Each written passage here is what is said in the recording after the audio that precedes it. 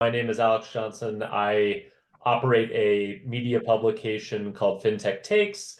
I am based in beautiful Bozeman, Montana, where the weather is absolutely spectacular. And I'm thrilled to get an opportunity to talk to Mike. As Philip outlined in his introduction, Mike has founded several companies that have really shaped my understanding of FinTech and financial services and have been enormously impactful on my career specifically. So I'm looking forward to getting to unpack a little bit about how those companies were built, Mike's thoughts on disruptive entrepreneurship, his thoughts on Montana specifically, which we'll get to at the end. And then, of course, we will leave lots of time for your questions as well. So to start, Mike, beyond the very initial background that we just got, I'm wondering if you can start by giving us a little bit of your personal background in terms of kind of how you got into financial services, how you found your way to entrepreneurship, and kind of the pre-SoFi story before we get to that Sure. chapter. So I started back in 1995 at Wells Fargo, and I had come out of a master's program in applied economics at University of California, Santa Cruz. And I taught myself how to code. And so one of the first things that I did at Wells Fargo was rebuild their whole derivative system. And I learned, I taught myself how to code in C and C++, and I got to experience the joys of Fortran and COBOL as part of that overhaul. So I am proficient across those four. As part of that process, I'd always been very entrepreneurial, and I was pushing my bosses to be able to stand up a trading desk, actually principal risk positions, because at the time, if someone was selling an interest rate cap or an interest rate swap, they would go to Bank America and they'd lay that off 1-to-1. And I said, look, we know how to hedge that. We can do that ourselves. And so I ended up building the financial products group at Wells Fargo. And that then turned into a proprietary trading group as well.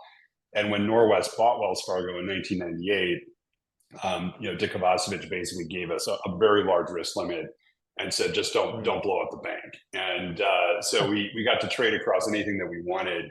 You can't do that in a bank today, but we were trading energy, we were trading livestock, wherever we thought we could make money.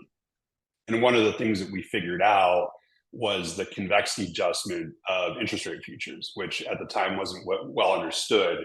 And so we were taking enormous positions in the swap market, offsetting that against, we were probably the first or second largest open interest in the Chicago Mercantile Exchange on Eurodollar futures, running those hedges and capturing that arbitrage.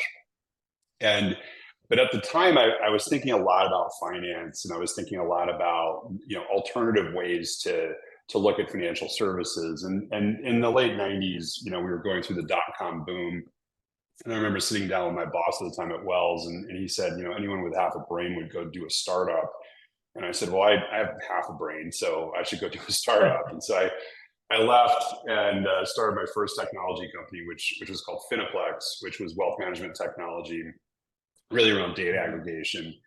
And it was an interesting experience. It was an interesting process. I ended up selling that to Broadridge in 2006.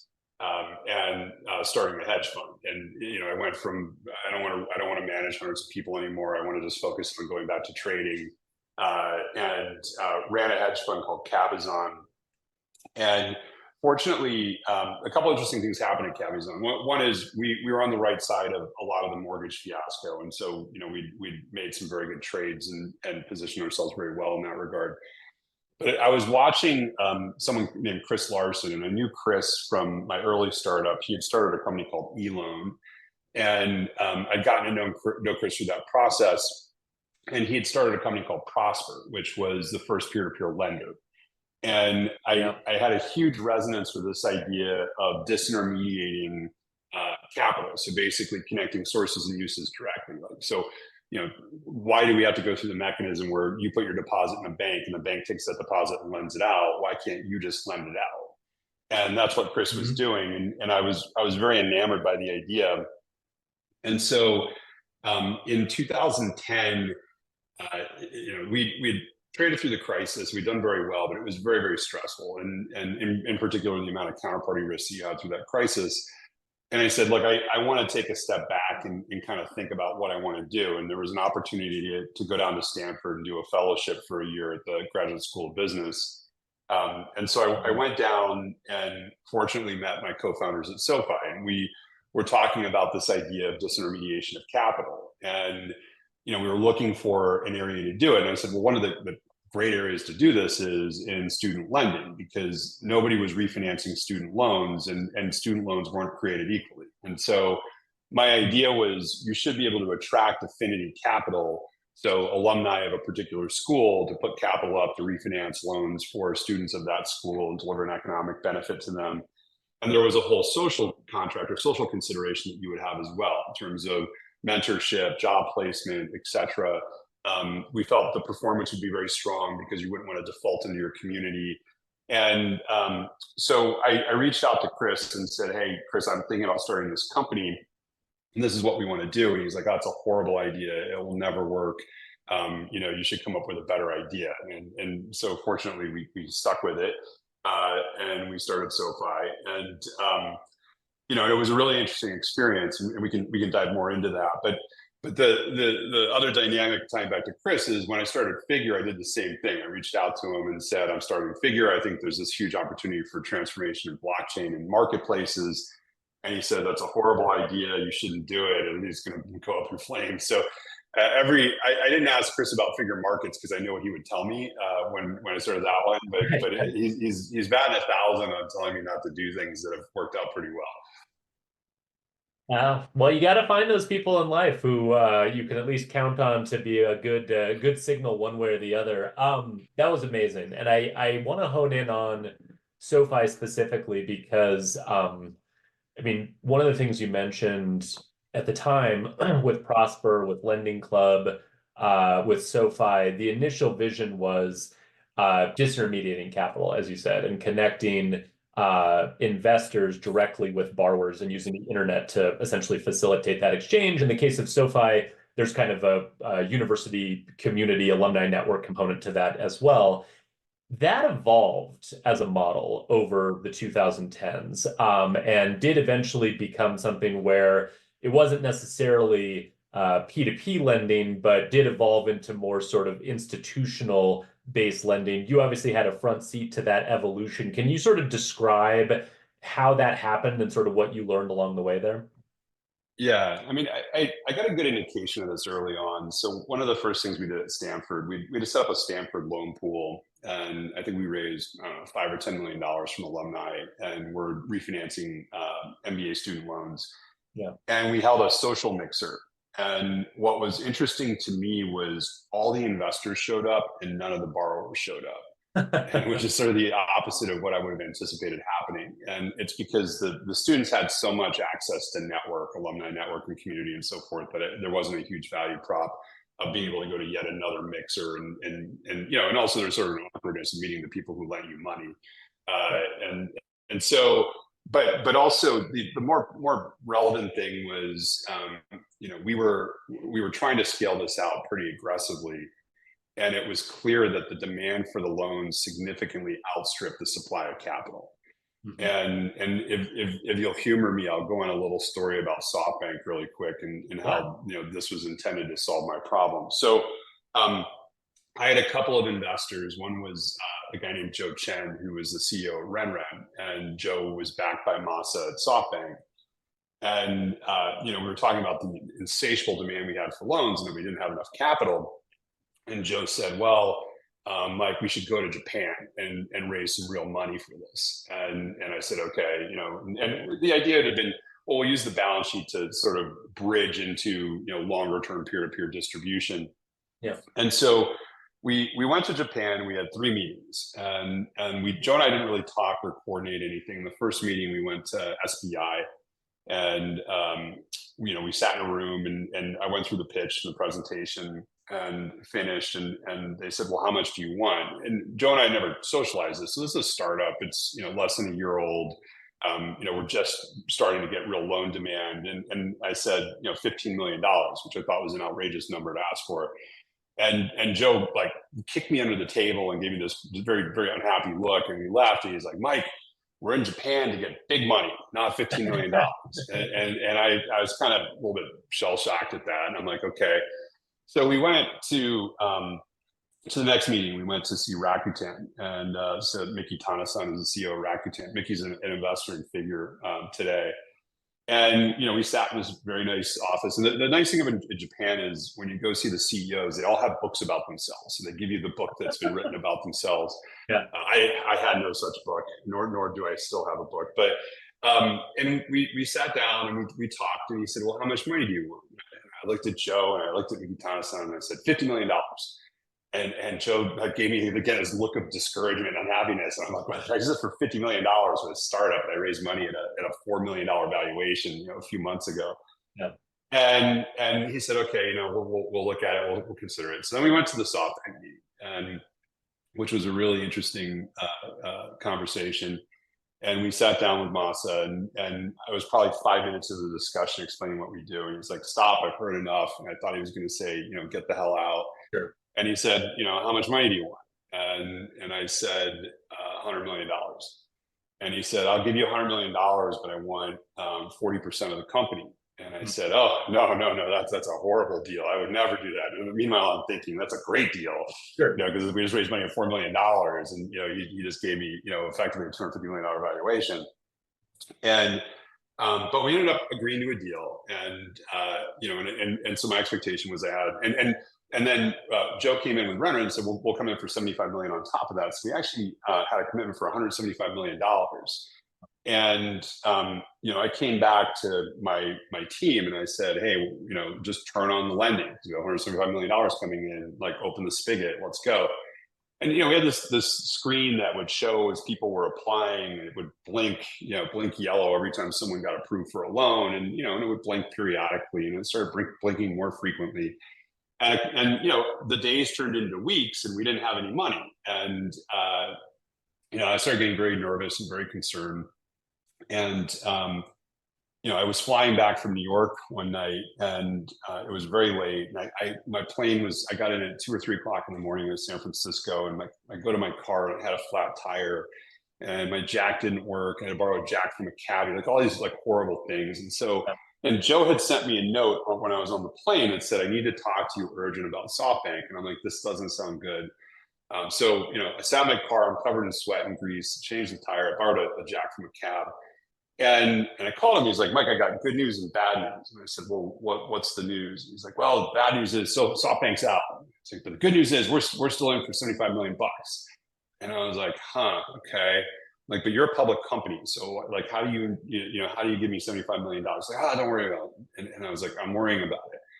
And I went back, and a couple of days later, Joe calls me up. I'm sitting in the office, and he's like, I got bad news. We can't do the $75 million.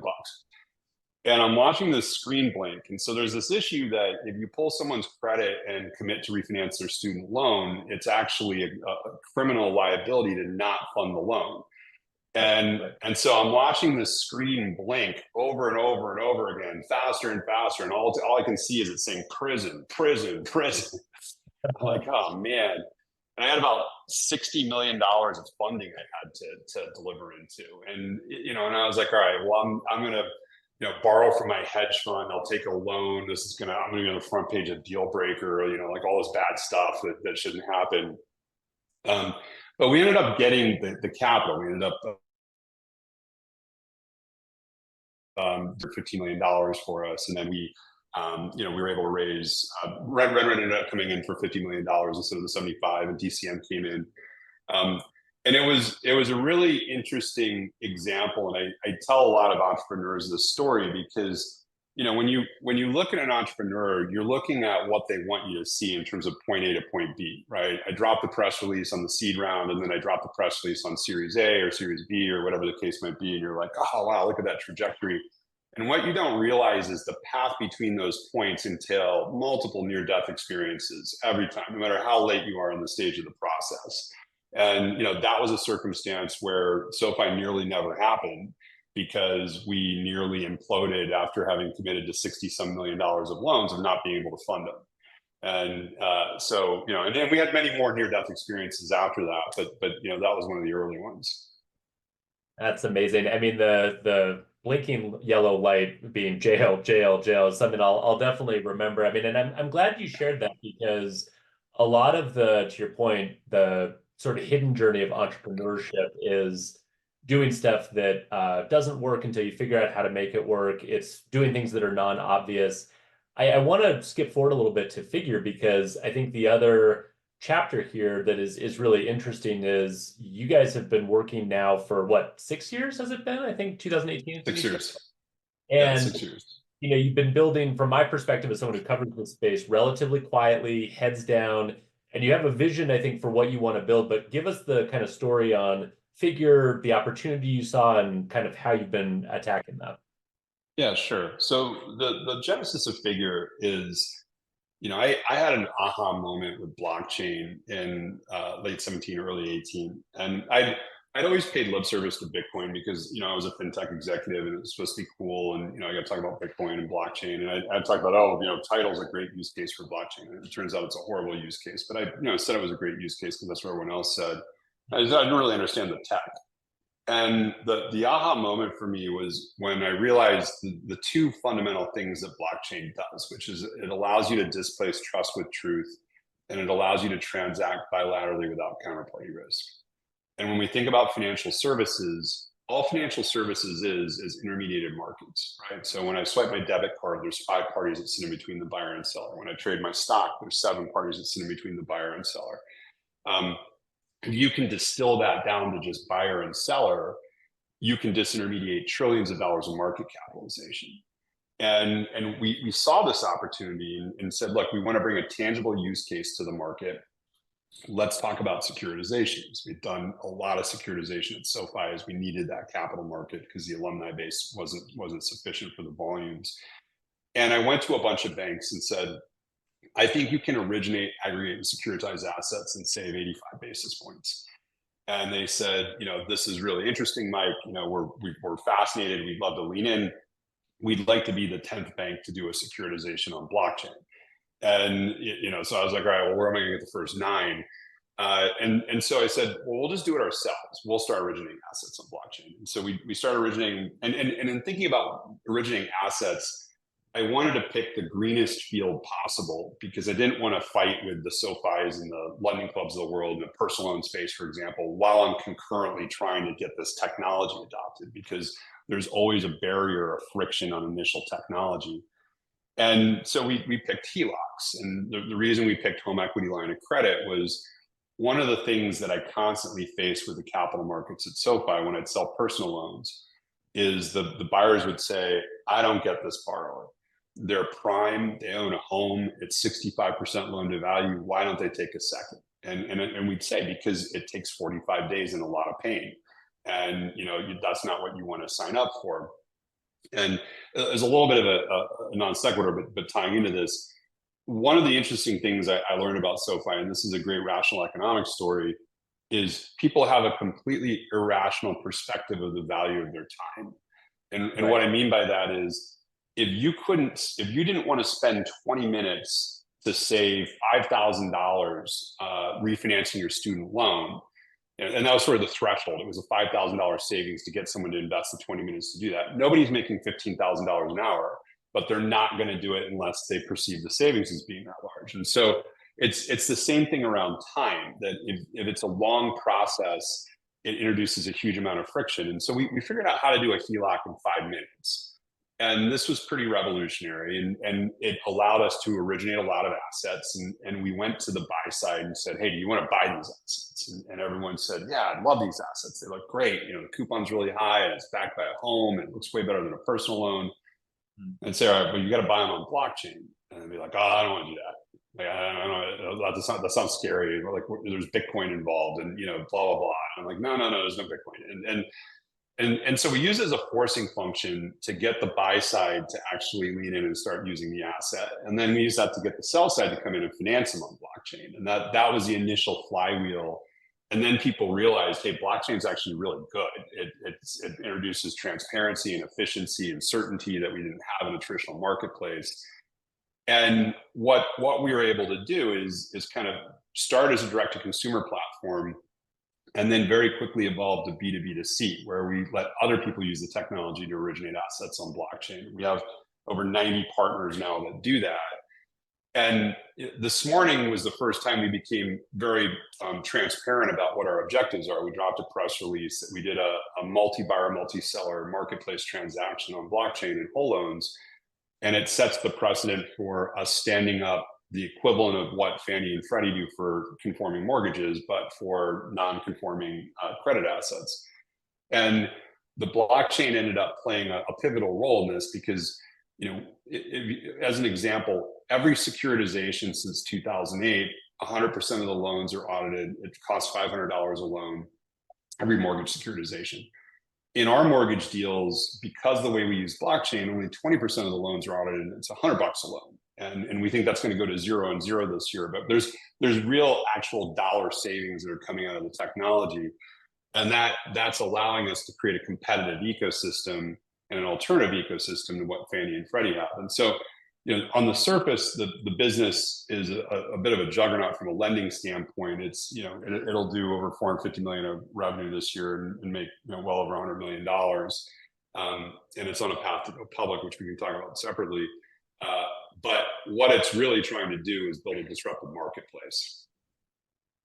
Awesome. Yeah, I saw the announcement this morning, and it is a huge, huge accomplishment. I think people don't really appreciate, and we don't really have time to get into explaining why, but suffice it to say, the U.S. mortgage market is a wonder of financial engineering, but there's a lot of cost and intermediaries built into that system. And so the idea of replicating the liquidity and the efficiency of it, but at a vastly more efficient technology-driven scale is really, really impressive. Something that I have valued learning more about as we've gotten a chance to speak.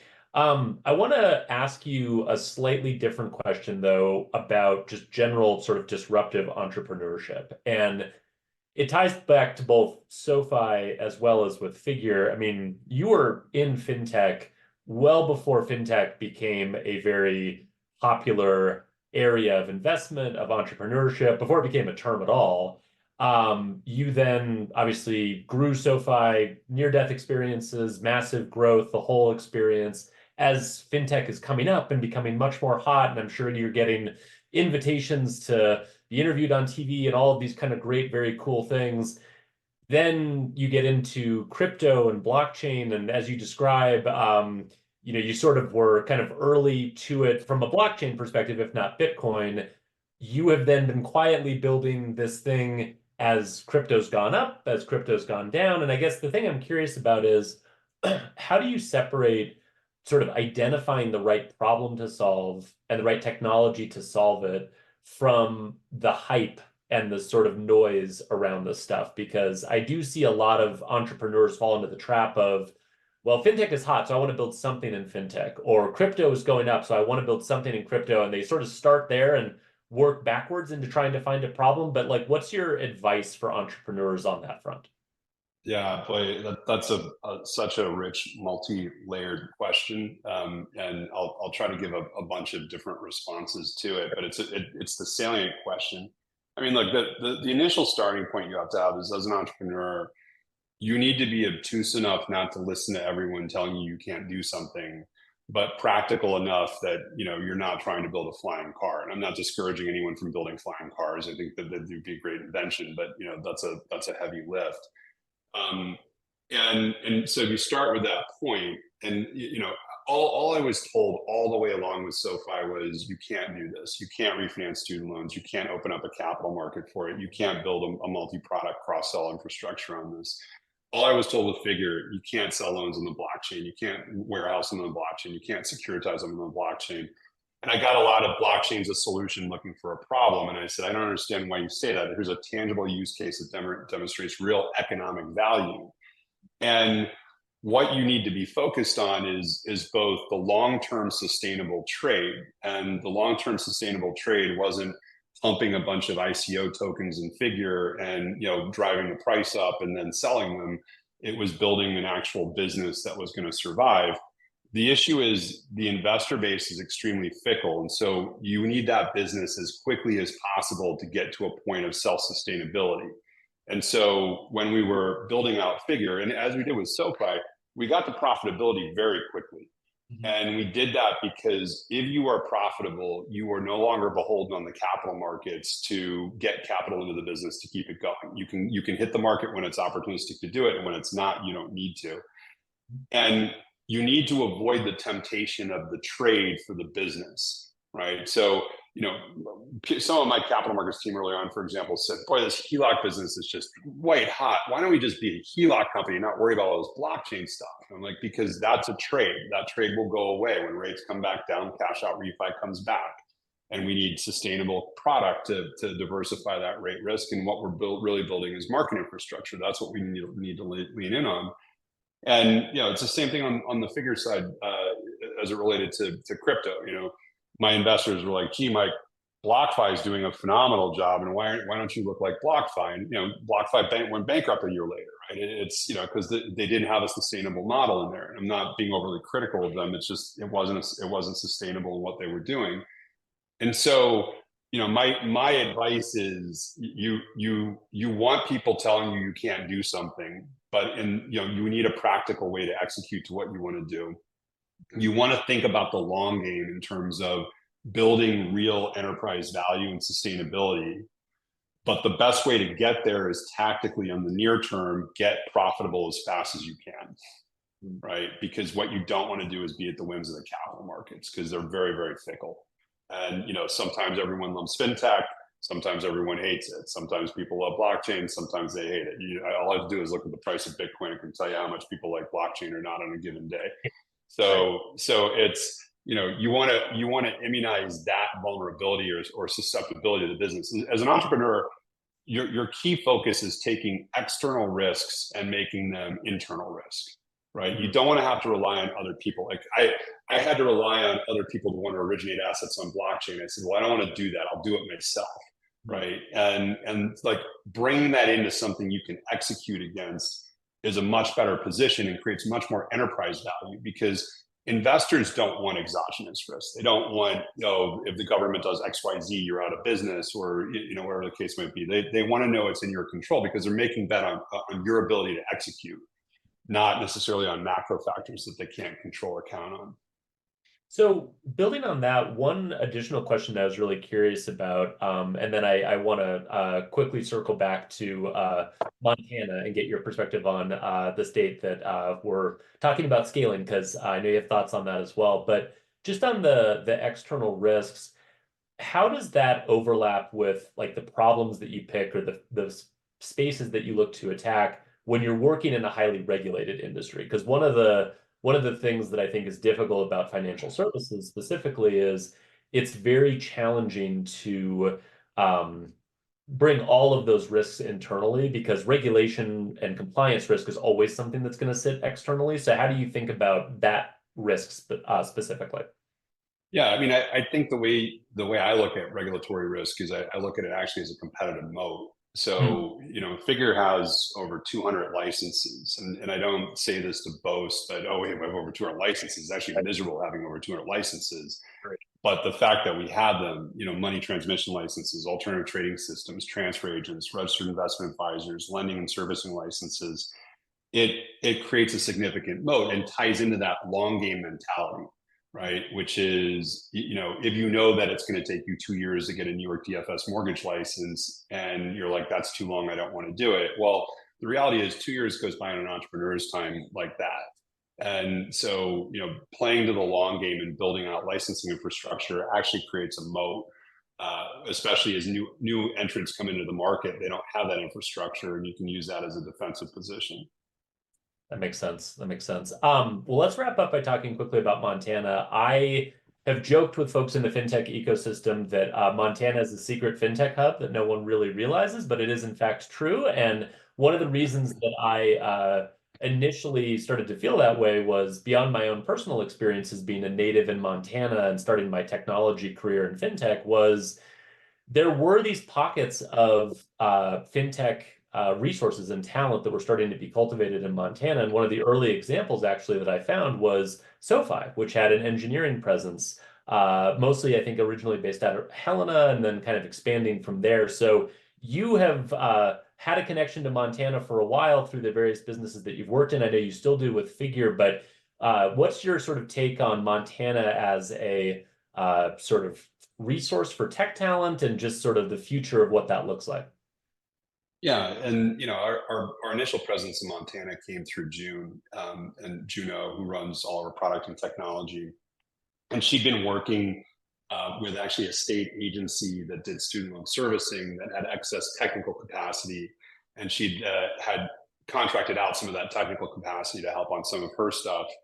And June's always been of the mind that you can run engineering decentralized, and you don't need everyone in one location. And she also, was very, very frustrated with the state of San Francisco engineering. It's pretty tough when you're competing with Google and Facebook, who are throwing big packages at people, and where there isn't the entrepreneurial upside, not the stock option upside, but you're getting a lot of compensation to come in there. It's a tough slog, and her view was I think her own words, she'd say Bay Area engineers were a little bit prima donna-ish, and she didn't like that. And so she really liked the Montana folks, and ended up working a deal to lift them out of that state agency, and that was the initial technical hub. And one of the things that she'll constantly reference is there's a strong builder in mentality. Like, they like to build their own cars, they like to work on their own house. This builder construct that lends itself very well to the engineering mindset as well.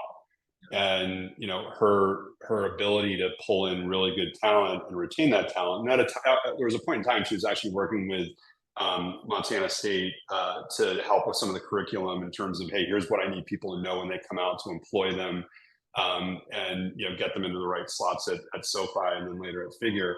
But it's just it's interesting how, until very recently, how little known it was. It's just phenomenal engineering talent, and people, they're loyal, they stay with you, they work hard, and they like to build. And those are all attributes you want in your engineering force. And so we've been super fortunate having, the Helena presence, then Bozeman, then Billings, Missoula. We've got a pretty good presence through the whole state. Well, that's amazing. We really appreciate SoFi and Figure's investments in Montana and recognizing that talent. I could not agree more with everything that you just said. So with that, I think we are ready to jump back over to some audience Q&A. Yep, thank you. And I just want to say, thank you both for the really rich conversation. That was amazing, Mike. It is absolutely hanging on every word, really inspiring and educational.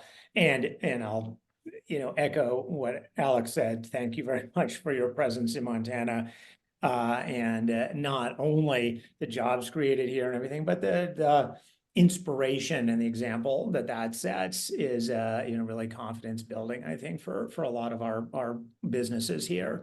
So with that, yes, we'd love to move over to audience Q&A, and I'll pass it over to Jenny to moderate that and call on folks. Yeah, well, I mean, gosh, we've got a crew here in Bozeman. Go ahead and throw some questions into the chat, but I have a feeling we've got some questions out of this watch party. Anybody? I'm gonna call names. Yeah. Mike, thanks. Graham Conrad, Frontier Angels. Thanks very much for a really, really interesting discussion. Any advice for folks who might be looking to invest in the fintech space? What are the KPIs? What are the things that indicate something's worth spending some time and perhaps investing in? Yeah, it's a good question, and I used to feel bad because some of my investors, like Ribbit and others, would constantly vet things with me, and I would constantly say, "Don't invest in that." And for a whole host of reasons, including FTX, by the way, which they vetted with me before they put a big investment into that. I was like, don't do it. You want to find green fields. And I talked about that earlier in terms of how important that is. And to me, there's always a couple of warning signs. Like when someone comes to me, and I can't tell you how many people have pitched me, I'm going to be the SoFi of X. And I'm like, well, there's no role to be the SoFi of X, right? That doesn't make any sense. Or derivative of SoFi. I'm gonna do SoFi, but be it better. And it's like you're not gonna beat SoFi at what they do, not at this point. And so finding stuff that's truly disruptive. And as I said, kind of the threading that needle between, boy, this is going to be really hard and really difficult, but you could do it, right? And kind of getting to that point, that's really where you create a ton of value. And those are the kind of things that people want to lean into and do. And we talked earlier, and Alex made the point about I get invited to speak on a lot of stuff. I generally turn most of it down.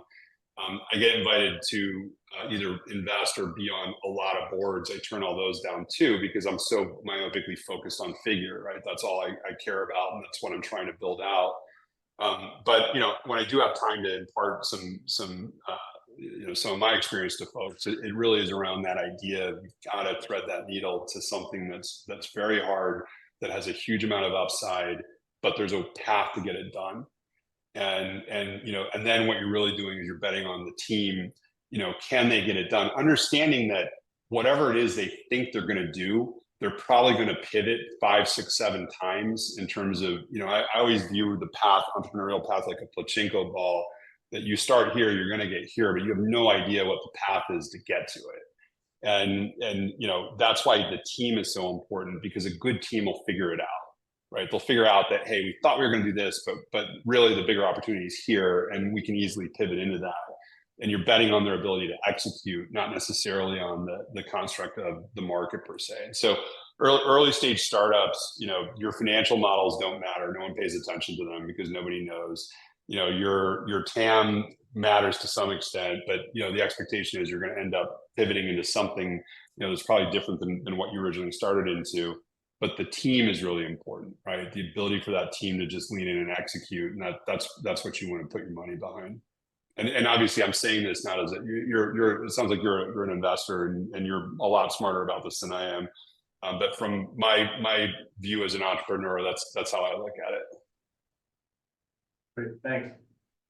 Awesome. That segues into a question from Rick Phillips. He wants to know what was the biggest lesson that you learned from SoFi that you implemented as you started Figure? Yeah, I mean, biggest lesson was really around building a culture first organization, because at SoFi we didn't build it that way. And part of it was because I don't think we certainly didn't know going into SoFi that it was going to be as big as it was. We had these grand aspirations in terms of how we're going to transform the market and so forth. And it was very performance oriented. So we weren't thinking a lot about culture and alignment, how people fit in the organization. We were thinking a lot about can they deliver and get things done and drive our top line and drive our profitability. And with Figure, we had the luxury of we had a bunch of people that were trying to put money into Figure, and I wouldn't take any money initially, and I funded it myself. And I said I want to give the founding team some runway to build around alignment of what we want the culture of the organization to be. And culture is a challenging thing, because culture has to be genuine. So like sometimes people will say, "Oh, we have a no asshole culture," and they're assholes. And it's like, well, you have to be genuine to your culture, right? You can't just say what you want to say or what you think people want you to say. You have to think about your culture, and your culture could be performance oriented. But when we built Figure, we spent a lot of time focused on that. And I think one of the interesting things at Figure is I've never been in an organization where we've had so many what we call boomerangs, which are people that work at Figure, they leave and they come back to Figure. And when they come back, they say consistently the same thing, which is the culture of the organization and the speed at which we move is unprecedented to anything else that other people that they've gone into, and why they've come back. And I view that as a testament to the fact that we built the right organizational structure here. Okay, great, thank you. Jack, do you want to go ahead and ask your question about the exchange in Texas? I'm not familiar with that one, so maybe you can give us an overview.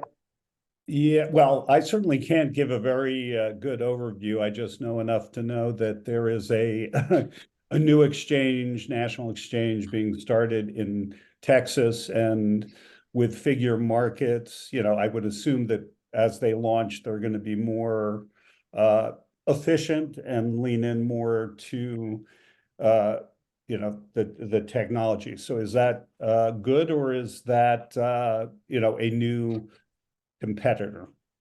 Yeah, so I think the challenge is it's a new exchange that's using the exact same infrastructure as the old exchange. And so it's still a DTC based national securities exchange.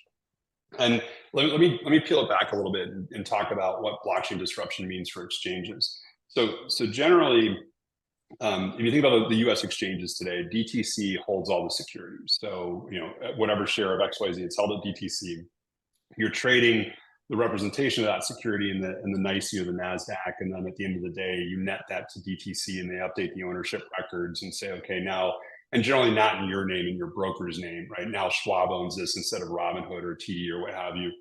And it takes a full day to settle. It used to take 3 days to settle, then 2 days, and now it's a full day. But it takes a full day to settle because there's intermediation. And there's roughly, as I said, 7 parties that sit in between a buyer and seller in a stock transaction. So it's actually very involved in terms of what's there. And there's a lot of costs that's incurred that you don't see as a retail trader because it looks like you're getting hit on your market bid. The reality is you're getting hit at the worst price at the worst time because of the dollars that are being extracted in the middle. And so when you think about blockchain, generally people say, oh, yeah, you're going to get rid of DTC because the security is going to live on the blockchain. So it doesn't live in a central registry. It actually lives in my wallet or your wallet. And we face off bilaterally and transact. And that gives us the ability to transact real time. It eliminates counterparty and settlement risks. You settle T instant. And so sure, you get rid of DTC, but DTC is a $2 billion entity. It's not the market, right? And then they say, well, you're going to get rid of the NASDAQ or the NYSE. And you're still going to have a marketplace, but it's going to be a very different marketplace because you're not going to have the construct, if you build it the right way, there is no trading of order flow and other things that traditionally support the market, why the Robinhood models exist and so forth. But where it gets more interesting are 2 levels below that, which is I don't need an introducing broker. I don't need Schwab or TD or Robinhood. I just attach my wallet to the market and trade. And in eliminating that introducing broker layer, I also eliminate the prime brokerage construct, and prime becomes more democratized, that anybody with money can lend against a security perfected interest as opposed to a credit interest. So if you think about how prime brokerage works today, I have a hedge fund, I go to Goldman Sachs, they lend me money, and they're lending money against the asset and me. And the reality is, with blockchain native assets, you have digital perfection to the collateral. You can liquidate it real time. You don't need a credit relationship. You don't care who the owner of the asset is if you have digital perfection. So you can abstract that and create a more democratized prime lending ecosystem where anyone with money can put up against true security interests. And so you eliminate that layer as well. And that's where the big value is. That's where you get to trillions of dollars, right? Because DTC is tiny. And the exchanges are, maybe in the billions of dollars of market cap, hundreds of billions of dollars of market cap. Obviously, ICE is $70 billion on its own, but you're not breaking $1 trillion across the global exchanges. But when you take out the introducing broker and the prime ecosystem, those are trillions of dollars. And so what's happening in Texas is just another stock exchange using DTC and using all the same infrastructure. There isn't anything disruptive at all. They're basically getting rid of the ESG requirements that you have to list on the NASDAQ and the NYSE, and that's a really tough slog, right? I mean, we have alternative stock exchanges. We have the Miami Exchange. We have the long-term stock exchange. They've had no pickup at all. It's an economy of scale game. And so what I'm trying to do is get the first blockchain native public equity on our marketplace and get something that has high crossover to crypto investors. So for example, a mining company or an AI company, right? Where people that invest in Bitcoin want to put capital into that, cross-collateralized. So I can use that equity as collateral for my Bitcoin perpetual, or I can use my Bitcoin as collateral leverage to buy the equity. And I think the market's going to be blown away by how much cross-pollination there is of investors into that asset. And then, running a concentric circle theory, then I'll run a bunch of companies like that company, and then 1 degree removed from that company, but actually start driving native listings on chain versus on NASDAQ and NYSE, and using the liquidity of the crypto ecosystem to carry over into that single stock ecosystem. And we saw this with FTX. Before FTX blew up, their single stock perpetual business was exploding in a positive way. right? And the notion that crypto investors don't cross over to equity or equity investors don't cross over to crypto is entirely wrong. You have platforms like Robinhood that let you cross over, but it's such a discontiguous experience. You might as well be on two entirely different applications to trade crypto and equity on Robinhood. And what I think we can do is make that contiguous and make it cross-collateralized and cross-leverageable, all native on chain, and disrupt that entire vertical ecosystem. So disrupt that introducing broker construct and bring democratized prime lending in.